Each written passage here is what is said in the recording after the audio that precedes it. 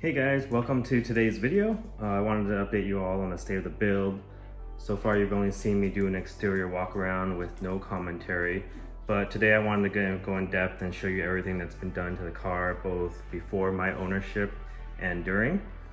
But before I start, I'd just like to state that although the majority of the videos I've posted so far are DIY tutorials, I started this channel with the main purpose of documenting my build. With my S2000, I constantly updated a build thread on S2KI, but this time I thought it'd be nice to have the memories in video format. Hopefully YouTube sticks around for many decades so I can come back and reminisce in the future. Unfortunately, I did start the channel a little late. There were quite a few mods that you did not get to see me install. I did not get to make DIY videos on, but hopefully I'll be able to make videos on everything from here on out. So I've created chapters so you can skip ahead to the parts that you're more interested in. In the end, I'll go over some new parts that have just arrived and plans for the future mods. So let's get into it. So we'll start at the front end. Well, first of all, this is Georgie, if you all don't know. He'll be joining us for today's video. We'll start at the front end and go to the back. Essentially, well, throughout the whole car, it has an O2 conversion. This is a 1991. It has an all OEM O2 conversion, from an OEM hood to the OEM headlights, OEM bumper and lip, the side skirts and the door caps, to the rear valence, the tail lights, and this sub spoiler right here, all OEM. That was done with the previous owners. You saw me put a brand new OEM lip on. The lip that came with the car was pretty trashed, so this one's brand new OEM. Getting into the front end, sorry, the car is crooked. Only one side is jacked up right now. It's factory. I replaced the clutch master cylinder, as well as the slave, but the clutch master cylinder right here. I do have plans to replace the ABS with the O2 Plus upgrade kit. Other than that, I just got a bunch of Mergen bolts scattered throughout. That's what happens when you get bored. Forgot to mention, as far as maintenance wise, this does look like an OEM radiator. It's probably the original, but the previous owner left me service records and they replaced the complete set of rubber hoses for the coolant system. So I'm really happy about that. So one day, all I have to do is just replace this radiator, probably with a Koyo. All right, getting into the front suspension area, there's a lot done here because if you don't know, I was trying to find the solution to my steering wheel shake at high speed. So I ended up replacing a ton of stuff in here. So this will be the most extensive part. But from what you can see, you've seen the videos for the spoon caliper upgrade, the Dixel rotors.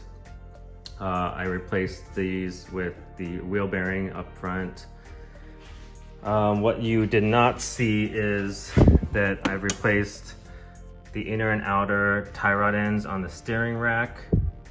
I have StopTech braided brake lines. I have KW V3 coilovers with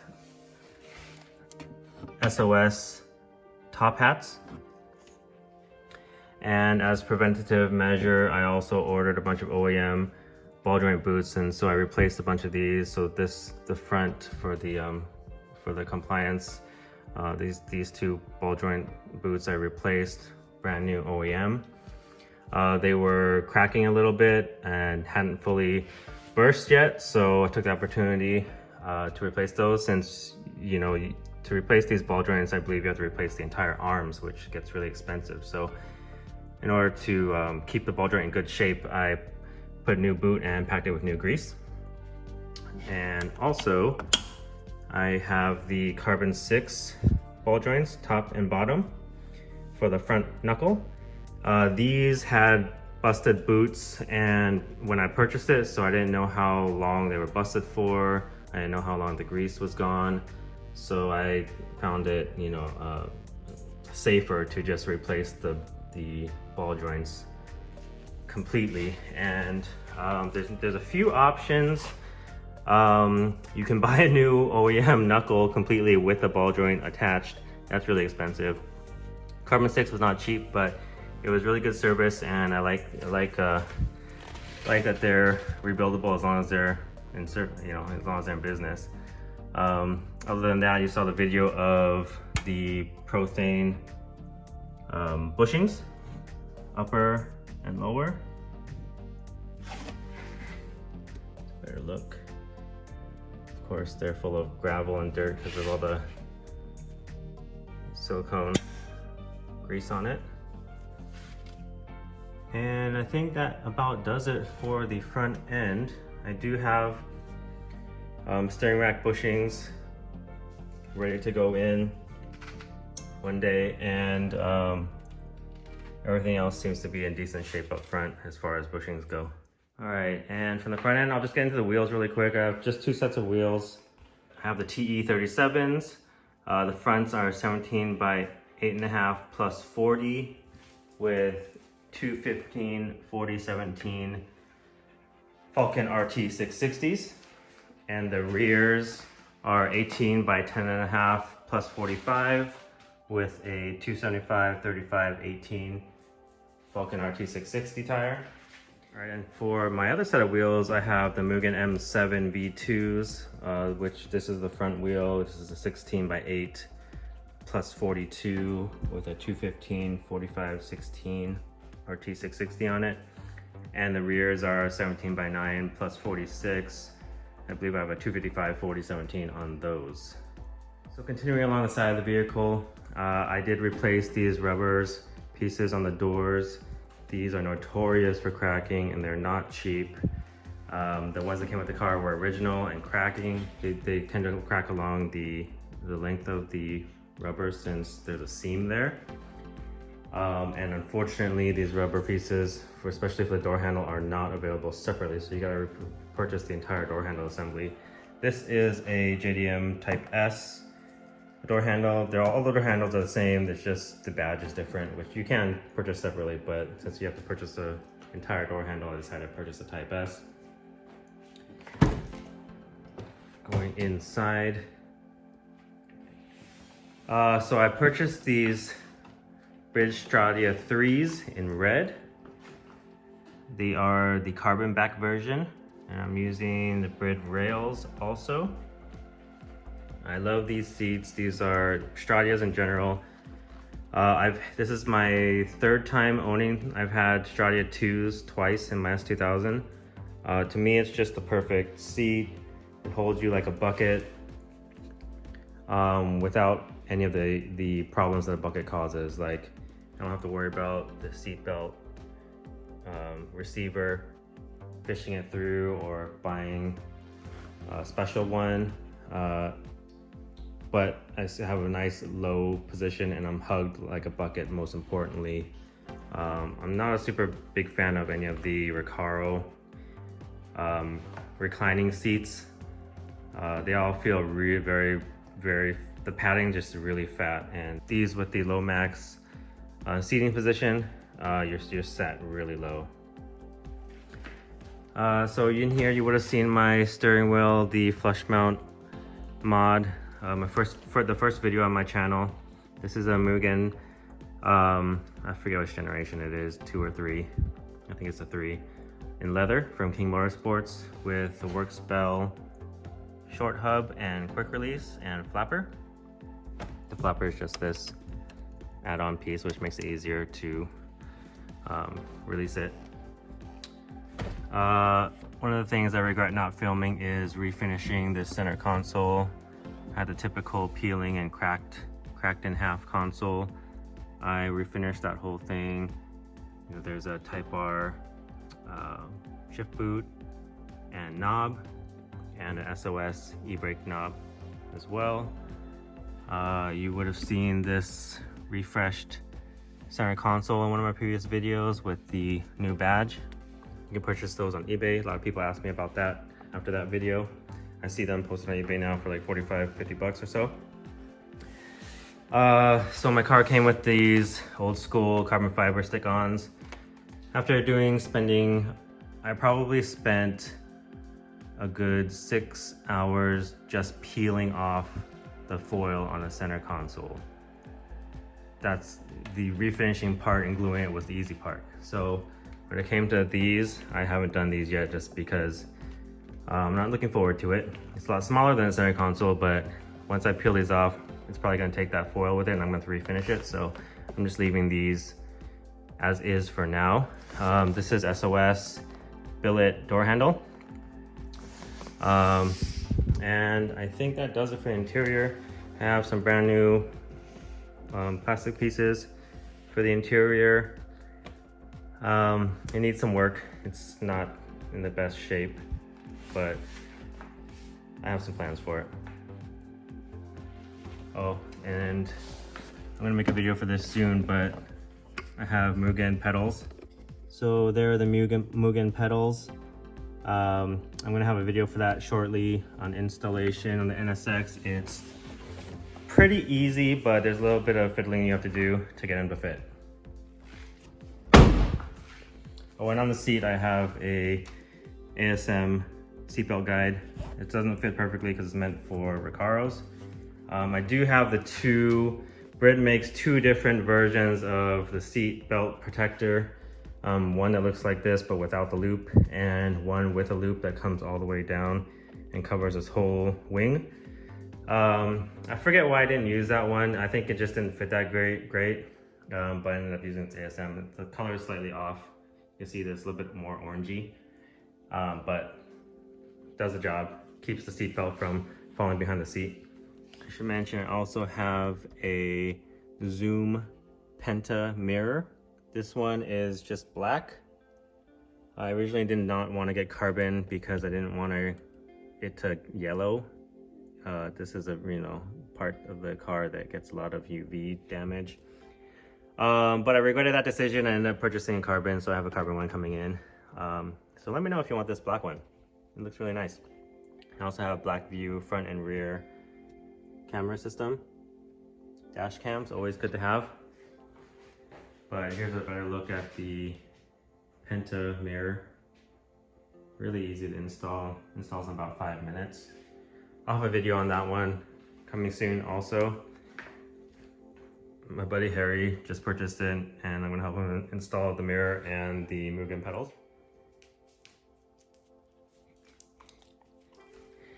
All right, and onto the rear. Of course, I have the extended studs, which I did a video on. The refinished brake calipers, which I also did a video on. And nothing else much going on there. We have brand new 02 to 05 taillights that I purchased recently. And I mentioned the 02 subspoiler, 02 valence, along with a advanced full titanium exhaust. I'll try to get a better shot for you here.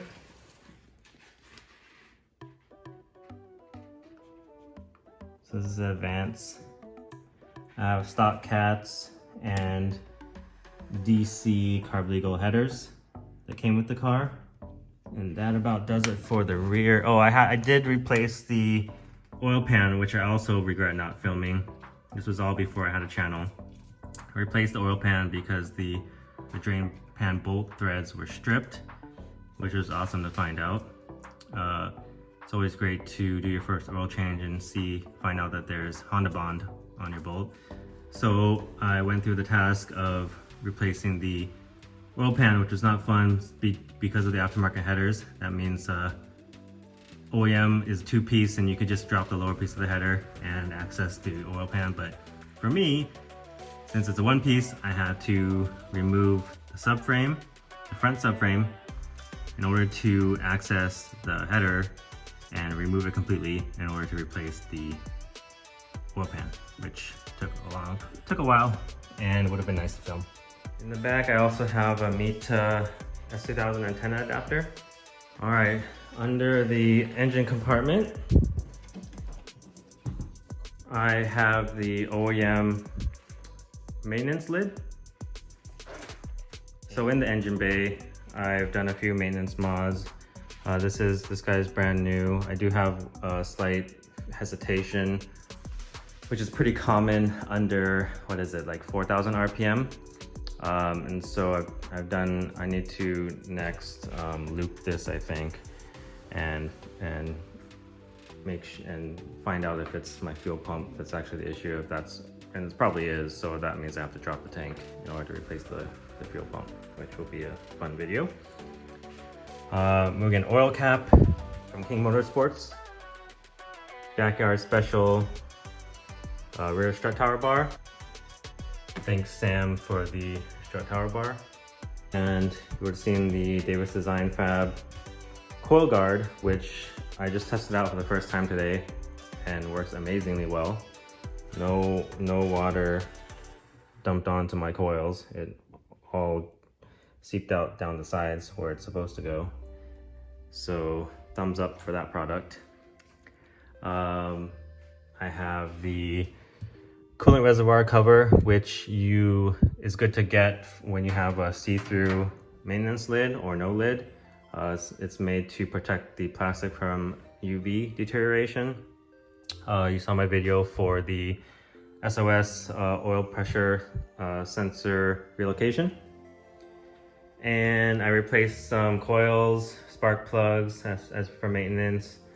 Of course, air filter with the OEM, brand new OEM. And that's about it. I do have a Mugen radiator cap, but I've been waiting to put it on just because this coolant reservoir is two pieces. There's a seam right along where that cover ends, and I'm just worried about putting a higher pressure cap on there and it, causing a failure at the seams. So we'll see. I'm gonna throw it on eventually. And so I also have the JDM center taillight with the chrome H. I did want to have a slight bit of a Type S theme on this car, and I'm not trying to make it a Type R. I do love red emblems, especially on a black or white NSX or Honda. But I didn't want to, I had the opportunity to get the Type R door handles, the red H's, but I wanted to go with the just silver H's, make it look like a, just a regular non-Type R JDM Honda. Also have the JS2K. It's a small mod, but does a lot of people love it when they see it. They don't notice it, but these are JS2K keyhole covers, and they're just simple paint matched. You can purchase them like that and you just put them in your keyholes. They do make one for the rear. It's not an exact red because it's just the one they give you is the red from Formula Red or New Formula Red. I'm not sure which one he stocks, but it's just, it's a red one. Mine wasn't sticking in, so that's why I don't have it in there. But it's a cool product for sure. And so last but not least, the fenders. The side, you'll notice that it's a JDM style. They're shaved, the side markers. There's usually a marker there and a large marker in the front right here. They've been shaved, the JDM side marker added. That was all done with the previous owners. It's just so much of a cleaner look. And as far as future mods, just a bunch of maintenance and stuff. I do have a crack in my windshield right where the mirror is mounted. Someone pressed too hard, not me. And this is aftermarket seal, so I have an brand new OEM seal coming in for whenever I replace the windshield. I do have plans to replace the pleated door cards. That's such an old style, so I'm gonna try a DIY. I just received some black Alcantara. I have some scrim that just came in also, so I'm gonna try to make a video out of that, hopefully, if it all comes out successful. All these parts right there are JDM 5-speed parts. I have everything, including the final drive, Type R final drive, except for the main shaft, which was back ordered. So waiting for that to come in. I do have this goodie that just came in thanks to Formula S, formerly SoCal S2K Parts. It is a sneak peek at the Tracy Sports Lip. Special thanks to my wife for that one. So that one, I'm gonna make a video of that soon, test fit that, and then send it off to paint. But yeah, that's the current state of the vehicle. As far as my car goes, I don't think I forgot anything, but the next immediate mods are the interior door cards, and then down the line, well, the door cards, the front lip are the more immediate mods, the SOS ABS upgrades coming later this year, and the transmission JDM 5-speed parts will be done whenever the main shaft comes in. And of course, thank you to all my friends and family that's been super supportive, all the guys in the NSX community that have helped answer questions and help lead me the way and help get me parts. Appreciate all the help. The car is coming along pretty great. It's 91, it's over 30 years old now. I need to focus on the maintenance mods, you know, make sure it's reliable. 130,000 miles on it right now, and I just want to last as long as it can. So that's it for today's video, guys. We'll see you in the next one.